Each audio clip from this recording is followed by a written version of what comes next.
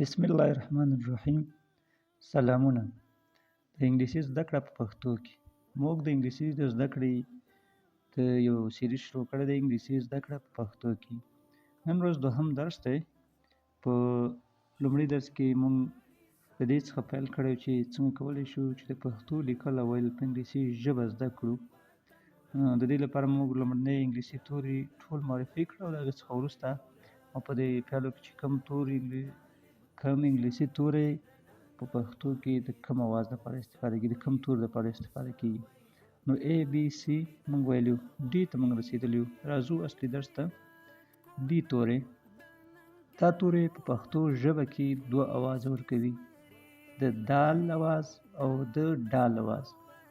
د دال اواز لپاره مثال دا دی، مثلا دادالله، دلته ډي د دال اواز ورکړی دی، او د ډال اواز فار ایگزامپل ډالر. په ډالر نوم کې چې دا د ډي چې دا د ډال اواز ورکړی دی. ورپسې بل توری چې دی دا د ورپسې توری د ای توری دی. دا توری په پښتو ژبه کې د هغه ای لپاره کارول کېږي چې زور پرې راغلی وي.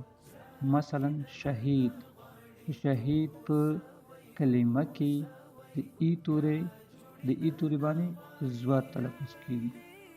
همدارنګه ورپسې چې دا د اف توری دی، دا توری په پښتو کې د فی اواز ورکوي. مثلا فرید، فاتح. د اف په توری پسې د جی توری دی، دا توری په پښتو کې د ګاپ او ګي لپاره کارول کېږي، یعنی د ګاپ او ګي اواز ورکوي. مثلا ګلاب، ګودر او داسې نور. د جی توری پسې د ایچ توری دی، دا توری په پښتو کې د دوه اوازه ورکوي، د هی اواز او د هی اواز. د بی ټکي هی اواز او د دوه سترګو والا هی اواز.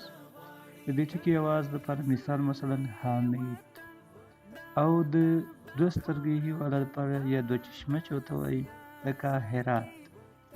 دې پسې درس تربیه فیچر